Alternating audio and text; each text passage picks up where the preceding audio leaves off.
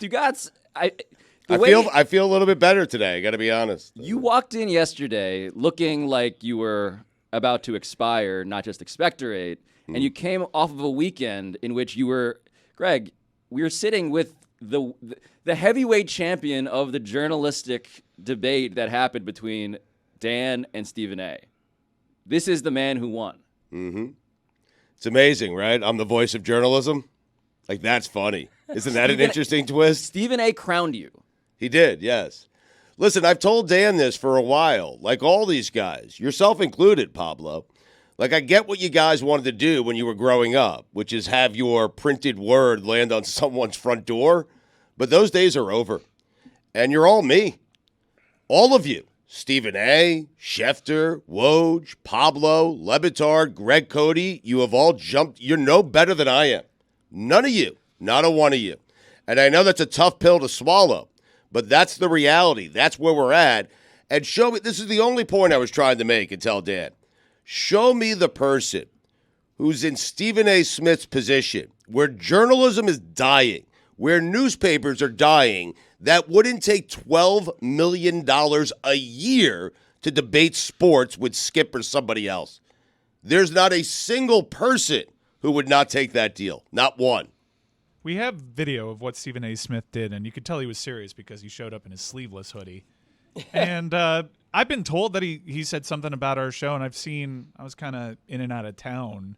And I'm not really interested in it because it seems like everything that he does so well, by the way. I want to get that message across. I think I echo Dan's sentiments in that Stephen A. isn't really the problem here. It's all the cheap imitations of Stephen A. that he spawned because it's so easy to do what Stephen A. does poorly. Not to do what Stephen A. does, right? But it's very easy to do it poorly. Yes. I mean, look at Stugotz. Thank you. No consequences. But I kind of understand the motivation here because it's gotten word and it's been written about in trade papers, and word got back to me that he's kind of behind this documentary on debate sports television. And I think he is kind of making up a new storyline for it because this is probably the most interesting sports debate television has been in quite some time.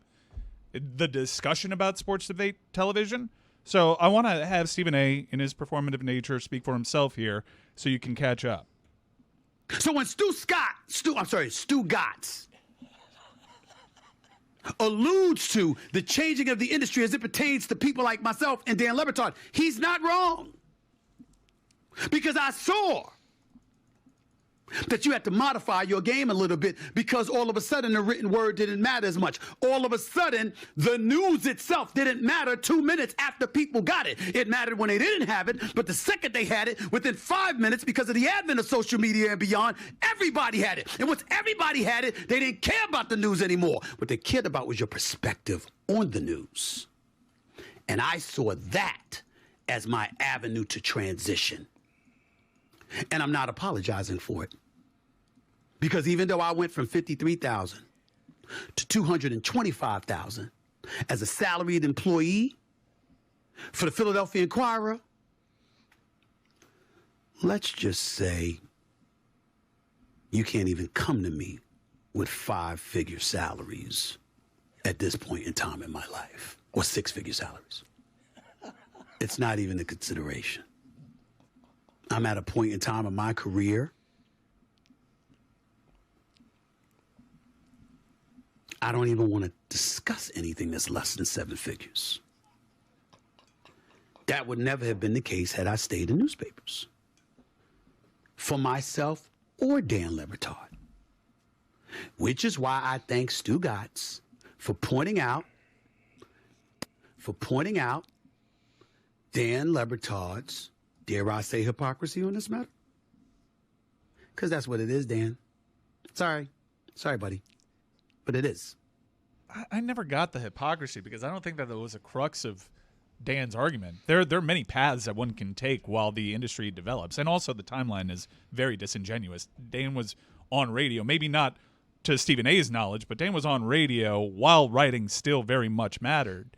And he enjoyed the medium. Dan can speak for himself on the matter. But Mike, Stephen I don't think anyone's having a go at Stephen A. for going to television and being good at it. If anything, I just want to point out that Stephen A. Smith looks great sleeveless. He does. He does. Pythons. He looks like Great period. behind him is a brick wall for his show. It looks like he's a Double Dragon character.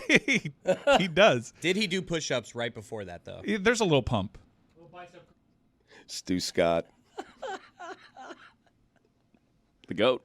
I also don't think it's hypocritical, as Stephen A. goes at Dan for being good at television and growing within that, to say, well, you participated in this migration. That was stemmed from necessity as the industry was evolving. Dan did different things. Now, you can probably seize on Dan actively participating in the grandfather of debate television, PTI.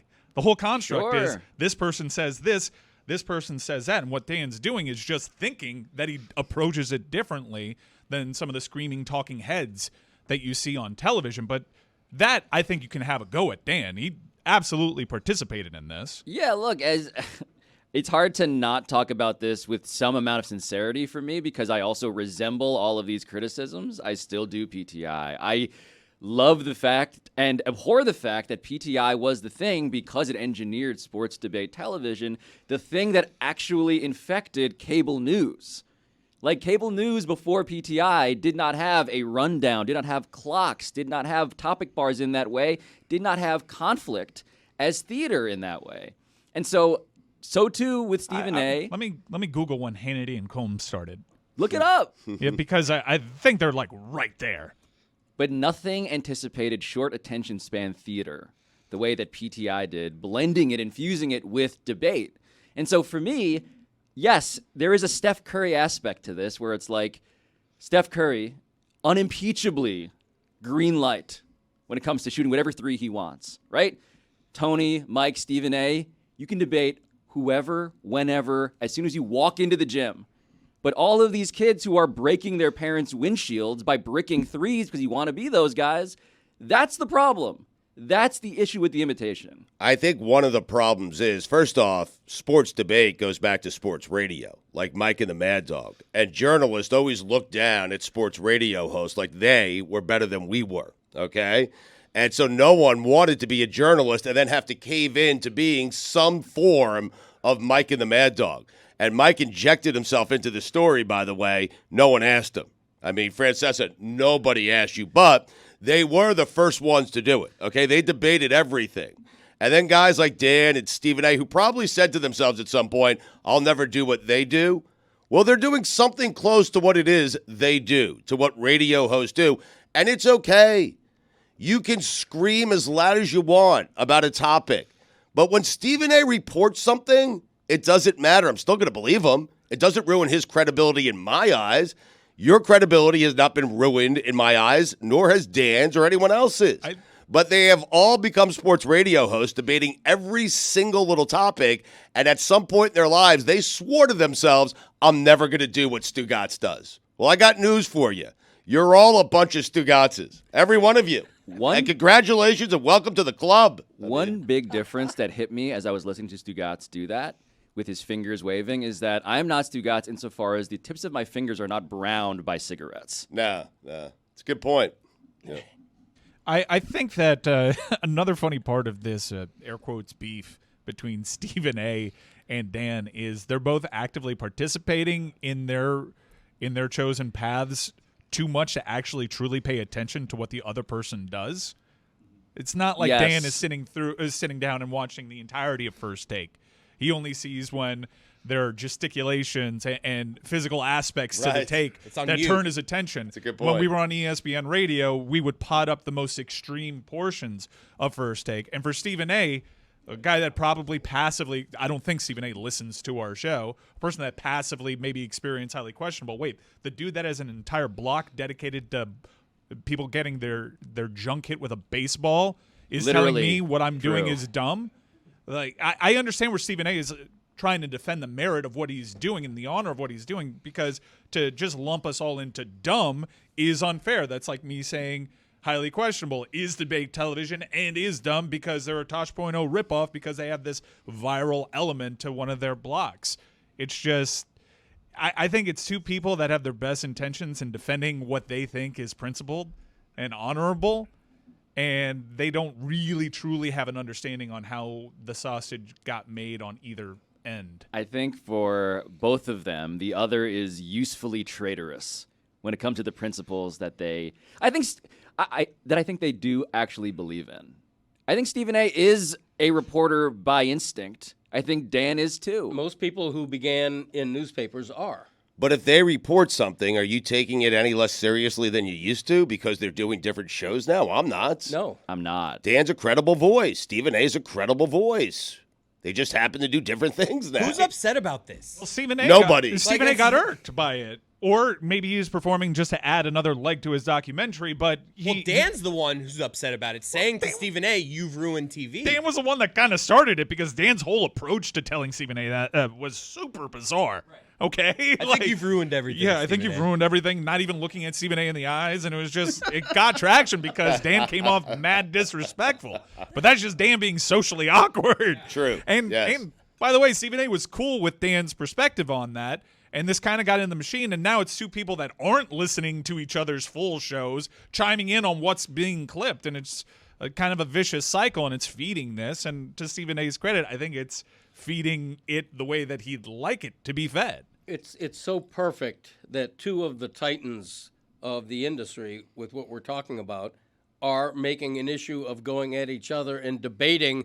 Like, who's worse? It's a little on the nose the less journalist when you put it like that. Who's sold out more? But it's like just them debate. It's not like everybody around is like, oh, did you hear about this Stephen A. Le Batard? It's just them two talking. Thank you, Chris. That's my point. Nobody cares except for the two of them. You're wrong. And us. We're in the industry. Dude, you're wrong. You just mentioned Mike on a mobile phone doesn't care where the news comes from. You're the one that literally said Mike Francesa threw himself in the middle of this. Mike Francesa cared. I've seen several articles written about this very beef. It has social capital, whether you like it or not. So that's July.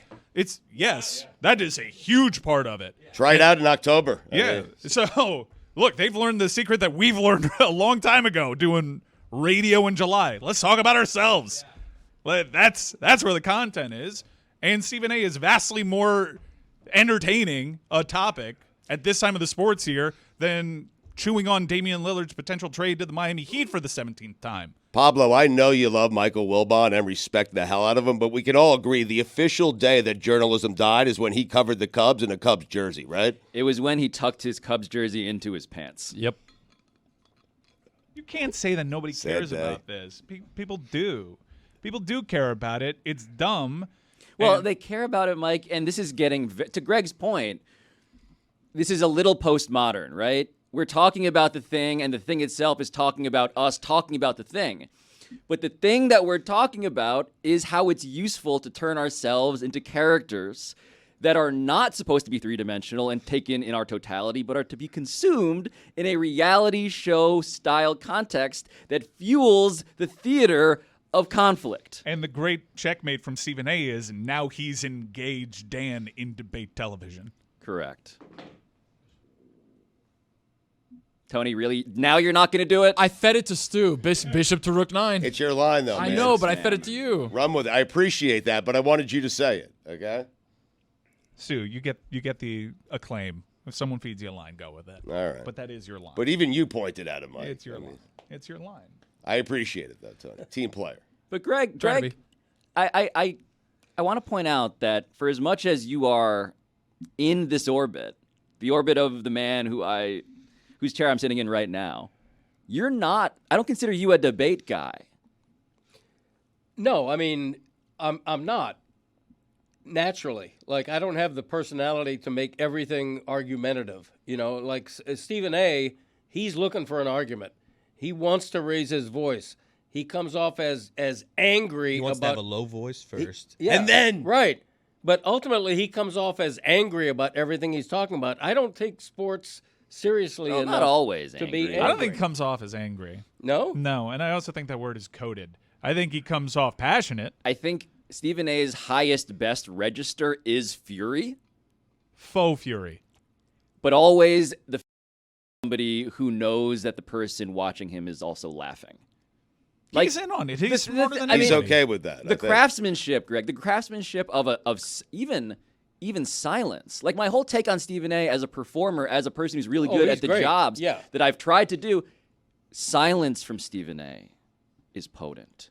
It's Right. so It is. hard to have confidence. Sipping the tea when someone else is Quietly. talking. My favorite thing that he does is stretch out the neck before he gives a take. It's the best. It is the absolute best. He's performing. He's a performer. Yes. That's Yes. exactly right. It's performance art with him. When I'm listening to Dan and watching Dan, I don't get the feeling that he's a performer per se. I think No, he's Dan is. No, That's we're in co- this whole mess because he wasn't a performer. Because he was damn awkward talking to Stephen A. Right. It's kind of the magic of Dan. Like, if Dan is defined by any characteristic, I think it is a fundamental, unfakeable awkwardness and a desire to not be the performer that he sees all of his peers thriving, becoming. Right. Or a desire to be seen as that way. Because the truth is, he is participating in this. The truth is, he was on PTI, the granddaddy of them all. But Dan cares very much deeply that you all believe that there is more to this, because there genuinely is. And he does aspire to not be dumb, even though what we do is largely dumb. We get you in the tent, and then we make you think with something thought-provoking. Maybe not in July. But when Dan complains about how he liked television, of course that is to Well, he watches it with the sound down. If he were better at it, he'd like it more. He loves the audio medium because he's fantastic at it. Yes. It's not hard not to... a highly questionable look fan, at Mike. I mean, highly questionable was great. Producers, exceptional. Boy, those guys are great. It's like a training course for production. Really good. Yeah, but, I mean, part of Dan's appeal is that he's bad and awkward at these things, that he's constantly sweating. It is it not? No, the gap. No, it is. Am I, The am gap I, like, in doing wrong the- by him by no, talking no, about no. it? Like, he knows this? The gap in confidence between Stephen A. and Dan when it comes to the theater of television is the Marianas Trench. Like, it is. Exactly.